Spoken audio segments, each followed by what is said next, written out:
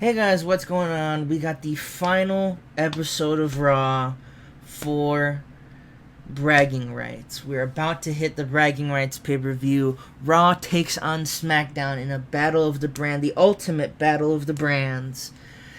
And we start the show off not with some wrestlers, but we started off differently. We have the announcer team for Raw. We have Jim Ross, Jerry the King Lawler, and Pissant Michael Cole. They open up the show by throwing down the entire bragging rights card as follows. John Cena, which is the World Heavyweight Champion, of course, versus Kofi Kingston, the WWE Champion. The Big Show, the U.S. Champion, versus new Intercontinental Champion Colt Cabana. SmackDown's Rey Mysterio taking on Raw's Wade Barrett. Raw's Daniel Bryan taking on Drew McIntyre. The Kings of Wrestling take on the new team of Perfect Fortunes, Dolph Ziggler and Ted DiBiase. And the Raw team of Randy Orton, Evan Bourne, and John Morrison taking on SmackDown's Sheamus, Alberto Del Rio, and Mark Henry, providing he comes short in a World Heavyweight Championship match on SmackDown this Friday. Plug SmackDown. Also on the card, the two mainly SmackDown affiliated or SmackDown vs. Raw affiliate matches is AJ Lee defending her Divas title in a fatal 4-way against Madison Lane, Katie Lee, and Velvet.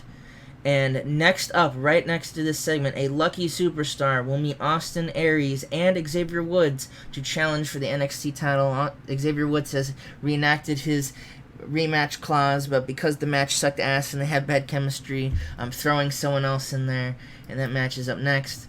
And we have a B-75 all-in-all good match. We have Doug Williams, The Shield, Seth Rollins, and Tanahashi. So all kind of members of a tag team or a group fighting to a chance to get that precious NXT title.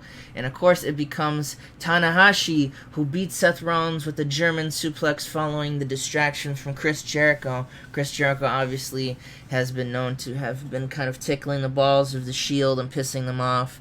So it looks like Chris Jericho once again gets one up and he's making the Shield's life a pain in the ass, costing them an NXT title shot. And after that we have a decent match between Luke Harper and Daniel Bryan. Daniel Bryan manages to defeat Luke Harper in 8 minutes 35 by submission with a LeBell lock, getting that nice quick yes lock win to hype up his match between Drew McIntyre at Bragging Rights, not at SmackDown. Daniel Bryan also did a 97 because Daniel Bryan is awesome and he is the shit. And speaking of which, looking on at a promo Bray Wyatt is seen, he looks distraught that Luke Harper lost, but he laughs and he goes, Daniel Bryan may think that Bray Wyatt has forgotten about him. Bray Wyatt doesn't forget about anybody. Daniel Bryan has wronged me and the family, and even after bragging rights, not just after bragging rights, but till the end of time, our lives are now intertwined. And I'm going to make Daniel Bryan this hell that we will make wrestling hell. The one thing Daniel Bryan has in his life is wrestling. And he's going to take that away. He's going to take that joy away from him. Because, again, no one distracts Bray Wyatt. No one ruins Bray Wyatt's life. Follow the Buzzards. Quick Bray Wyatt promo. Probably should have written that one down, but I'm not good at Bray Wyatt promos. Unless it's The Fiend or, like, the old school ramblings of, like, the Snake Man and the smoke and the bog, all that. And in a good match, we have Kings of Wrestling getting up a match with Zayn because these two are always awesome together. They have a match, and they do indeed pick up the win, get some nice momentum ahead of bragging rights, taking the win against Zayn after Chris Hero hits a Hangman's Clutch. He locks it in and forces Sami Zayn to tap out in 1905. And after that, we have Team Raw's promo on SmackDown, in which Team Raw, of course, Evan Bourne, John Morrison, and Randy Orton. They talk about Team SmackDown, They say, SmackDown, everyone wants to shit on SmackDown. They're the B show and whatnot, and of course they are. But you have to realize, all things considered, SmackDown has a lot of good talent. Which is odd that they would pick guys like Sheamus, Del Rio, and Mark Henry, of all people, to represent them.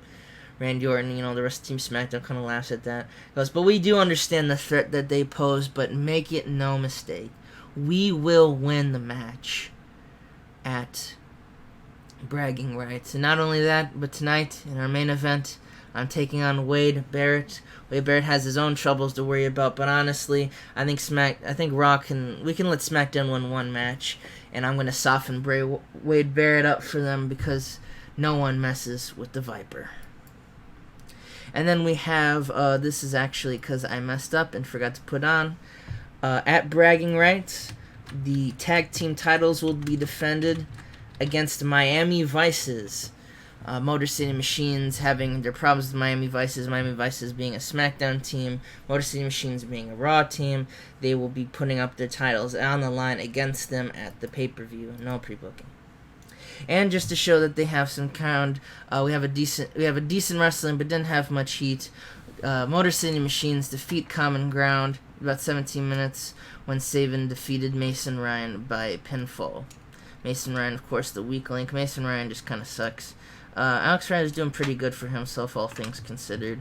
Maybe it's time Alex Riley consider his tag team with Mason Ryan and see how good that actually has worked out for him. And we have some divas. We have a divas match, and we have Katie Lee take on Madison Lane, take on Velvet. So all the champions doing good while AJ Lee sits on commentary. I should note, Katie Lee actually manages to pick up the sneak upset win when she defeats Velvet with a blood mist. So turning on her tag partner. Obviously, we don't think the tag team is going to break apart just because of this one match. You know, they have teamed up for quite a while now in the save. But you got to consider that at that pay-per-view, as the common saying goes, it's one for all. And Katie Lee picks up good momentum heading in to Bragging Rights. And we see next CM Punk, not John Cena, is being interviewed by Josh Matthews. But before Josh Matthews can say anything, he takes the microphone and pushes Josh Matthews out of the screen, probably off like a cliff or something like James Storm did to Mickie James in TNA that one time. And then CM Punk says, I thought long and hard about John Morrison's accusation against me, telling me that I'm gatekeeping future talent. And the more I thought about it, the more I realized how opposite that case is. In case any morons forgot what pay-per-view's next after they spouted it 100 times, it's Bragging Rights. The best of SmackDown going up against the best of Raw. But why, oh why, is CM Punk not on the card? Because that man with the huge nose never forgets. The idiot daughter never forgets. From day one, I was held down in this company, and now that the golden boy is running things, now that the old man's gone, now he has the power. People like me and John Morrison, I'm telling you, Morrison, will be held down. Just you watch it. The ego of them knows no bound. And as soon as he said that, Triple H whirls Punk around. He's got an absolutely enraged face.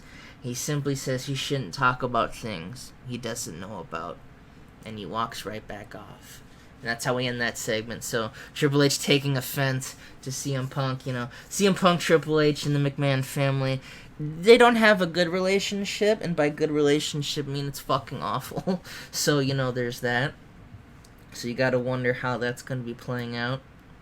And we have the Big Show and Kane teaming up to take on the world's greatest tag team, with the Big Show defeats Shelton Benjamin with the knockout punch, and Kane falls over because he sucks, and Kane is awful.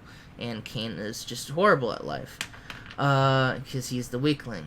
But after that, Big Show gets on the mic, and he goes, Yujiro Takahashi, I know you're still waiting for this U.S. title shot, but you know what, at this point, I think you should just accept that you're never going to get that title shot, brother.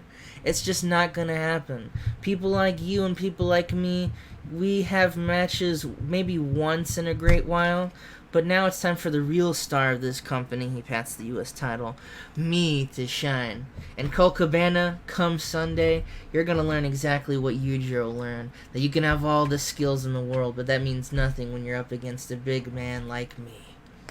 So he's talking about, his match at Bragging Rights with Colt Cabana, as well as the, ongoing feud him and Yujiro Takahashi have had. And we have a segment in which Chris Jericho is walking backstage, and the Shield come out and they just trump him. I mean, they just bowl over him. All 3 members of the Shield beat him up, and they pick him up backstage. There's a table nearby, and they triple powerbomb Chris Jericho. So while Chris Jericho got one up earlier in the show, as the show's coming to an end, it looks like Chris Jericho is the one that's been punked out. And then we see The Miz and Kofi Kingston.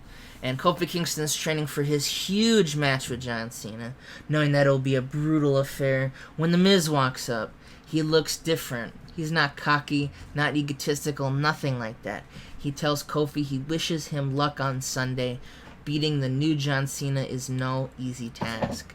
Kofi's taken aback because, this is not the Miz you normally see. He says, thanks. But that's when they shake hands. Miz leans in closer and he says, don't get it twisted. As soon as the match with Cena is over and Raw prevails in the brand war, the only thing Miz will be he talks in third person probably, thinking about is getting that WWE Championship. And Kofi laughs and he goes, Miz, I wouldn't have it any other way. And, kind of some respect going between the two. Has Miz turned a new leaf? He's kind of becoming a respectable human being and not a garbage bag piece of shit. And Kofi seems to kind of like that. Kofi probably likes the idea of fighting a Miz who's more determined, more athletic, rather than a guy who's just going to cheat and steal his way to a win. But after we end Raw with our main event match, in a 90 match, Randy Orton does prevail over Wade Barrett with an RKO. And this match probably would have been like 100 if it wasn't for the short match length. I set it to 18 minutes, but the game was like, we'll give you 17 minutes. So just to screw me. But they have good chemistry, and that's probably an important note for later on. But that's how we end the show with a 93A, and that's the final Raw going into bragging rights. I wanted to say thank you all guys for watching. I can't wait for SmackDown, and especially can't wait for bragging rights. It's going to be a huge show. I'll see you guys then.